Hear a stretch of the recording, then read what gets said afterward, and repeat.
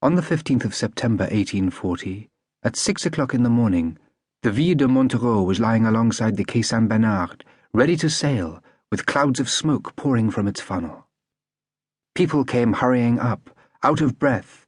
Barrels, ropes, and baskets of washing lay about in everybody's way.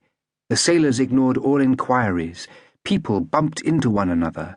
The pile of baggage between the two paddle wheels grew higher and higher, and the din merged into the hissing of the steam, which, escaping through some iron plates, wrapped the whole scene in a whitish mist, while the bell in the bows went on clanging incessantly.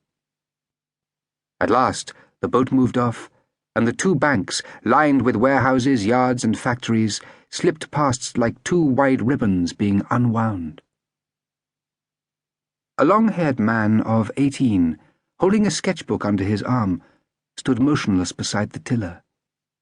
He gazed through the mist at spires and buildings whose names he did not know, and took a last look at the Ile Saint-Louis, the Cité, and Notre-Dame, and soon, as Paris was lost to view, he heaved a deep sigh. Monsieur Frederic Moreau, who had just matriculated, was returning to Nogent-sur-Seine, where he would have to hang about for 2 months before going to read for the bar. His mother had sent him to Le Havre, giving him just enough money for the journey to see an uncle who she hoped would leave his fortune to her son.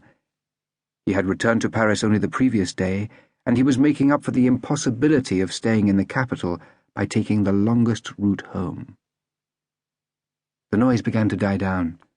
The passengers had all taken their places, and some of them stood round the engine, warming themselves, while the funnel spat out its plume of black smoke with a slow, regular breath. Tiny drops of moisture trickled over the brasses, the deck shook with a gentle vibration, and the two paddle wheels, turning swiftly, beat the water. The river was lined with sandbanks. The boat kept coming across timber rafts which rocked in its wash, or a man sitting fishing in a dinghy. Then the drifting mists melted away, the sun came out, and the hill which followed the course of the Seine on the right gradually grew lower, giving place to another hill nearer the water on the opposite bank. On the crest of this second hill, there were trees in between low-built houses with Italianate roofs. These houses had sloping gardens separated by new walls, iron gates, lawns, greenhouses, and vases of geraniums placed at regular intervals along terraces with balustrades to lean on.